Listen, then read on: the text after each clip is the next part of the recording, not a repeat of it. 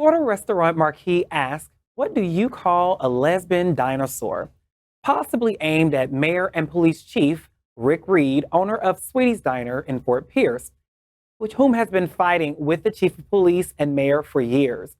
Reed claims in a lawsuit against the city that starting in 2016, the Chief of Police, Diane Hobley-Burney, instructed her officers to begin targeting him with traffic violations and warnings. The conflict began when the former mayoral candidate turned restaurant owner sided with the family of a 21-year-old unarmed Black motorist who was shot and killed by a traffic cop. When Reed asked the Justice Department to step into the investigation, the fight with Hobley-Burney approached him, telling him he should stop. After being banned from City Hall meetings, Reed began targeting the chief and the mayor with jokes on his restaurant's signs. The jokes change daily and don't always target the two women, but frequently they do. Recently, he came under fire for the line, quote, "What do you call a lesbian dinosaur? A lick a lot of puss," end quote. He claims that remark was not targeting the chief, stating that it would be, quote, offensive to lesbian dinosaurs everywhere, end quote. It's funny. Past lines that were obviously targeting the officials include, quote, "If the mayor and police chief live together, they'd be roommates," end quote. He has also proven he is not above fat shaming the chief, once posting, now playing at Fort Pierce Police Department, The Blob, starring Hobley-Burney. Yeah, it's a vendetta now, right? It's a vendetta. Free speech is a tricky thing. It is a tricky thing. It is. And as a business owner, people can vote with their dollars. So that's where free speech comes into play sometimes, where, you can, is he directly harming anyone with his comments? I don't think so. He might harm his own business, or he may actually get more business from it. Yeah. Well, it is Fort Pierce, so let's be real. I came from near that area, and it's pretty conservative. That's putting it nicely. Florida's conservative. Yeah. If he did it in downtown Miami, right, different he'd story. get the same response. Yes. But in Spanish. Yeah. We're racist in Spanish.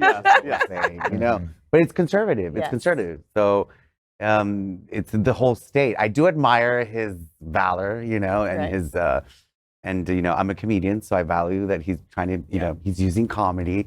Although, he can be offensive, especially the fat shaming and, jokes about women and all that stuff. But lick a lot of puss is kind of funny. It is very funny. And there's many layers to this story, right? Yeah. And I had a really hard time disliking him when I read what he said about how it would be offensive to lesbian dinosaurs. I feel like that's like the best shade ever. And he's not a gay guy. So I was like, all right, go. Yeah. See, I don't like anything about this person. I mean, yes, he stood up for a young Black American that had been shot by police. And that's horrible that it happened. Good that he stood up for it. Sure. But that said, this is the same joke that my bigoted high school football coach told. Literally the same joke. Yeah. 30-some years ago. Right. It wasn't funny then, and it implies, and I disagree with what you said, that it doesn't hurt anybody, because it does. It hurts young girls who might see it, and it implies gay is lesser, in my view. So that's, I think, anybody who drives by and their young daughter sees it,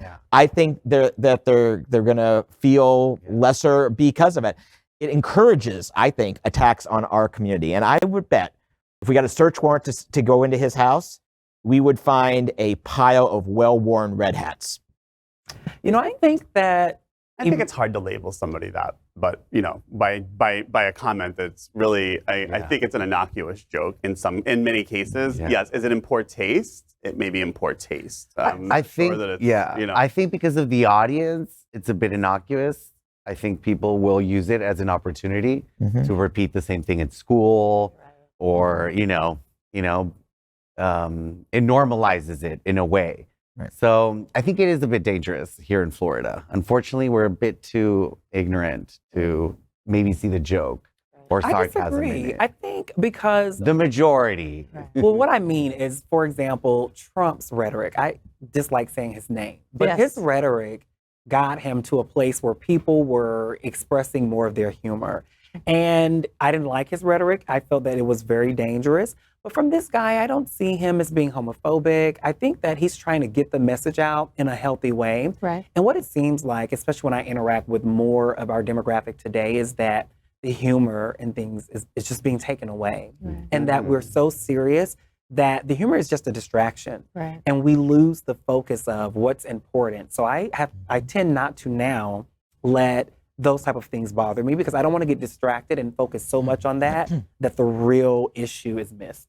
Right, and the article focused a lot on that, right? So his comments really inflaming, people who are progressives and want to make sure that nobody's discriminated against. Yeah. And his point was, I defended a young black man who was a victim of police brutality and violence and died as a result. And I called in the Justice Department to help out with that and get some justice for this young man. And they have effectively targeted me. Right. And, so that, what is that, right? Like that's behavior that's targeting him in the same way that young black man was targeted, right? And so, the fact that he's utilizing his platform to maybe shine some light on the police department there and the mayor, I don't know that it's the wrong thing to do. I always felt in the past, like as a business owner, I tried to kind of stay away from political stuff, right? Yeah. And I think big companies did for a long time as well. Yeah. But I think we're past that. I think we're at a point where you can no longer not use your platform. We were talking about it with RuPaul earlier, right? Yeah. You can't stand aside and not have a voice. If you're silent, then you're agreeing. And I want to clarify my point about him, about whether he's a Democrat or Republican. I think we have to get away from putting a label on him either way, even with his rhetoric. Because again, a lot of people fall in a gray area. That again, fighting against police brutality is something that is the most progressive of fights that are out there. And so if the people who are wearing red hats are not out in the streets for BLM and making a statement, they're out there supporting Blue Lives Matter. Yeah. Yes. So he may fall in a gray area where he sees police brutality in some way, and he still may vote Republican because he may be for small government. So are we going to throw him away? No, I don't think so. That's why I said I think it could be a more nuance of where his views lie, and he seems very nuanced in his approach. Yes. I mean, maybe he's more of an independent thinker. So. Yeah. Yeah, we had a lot of conversation about this beforehand, and there are lots of layers to the story. Yeah, There really right. are. And again, we have to I think get away from like what you're saying, Jeff, the black or the white or categorizing people, and get back to being able to have conversations. Yeah. Right, and point out when something isn't right. Absolutely. So yeah. Okay. Totally. LGBTQ plus news is vital for our community and for the broader world as a whole. We have enough enemies at Fox News. Tucker, Sean, and Laura are loud.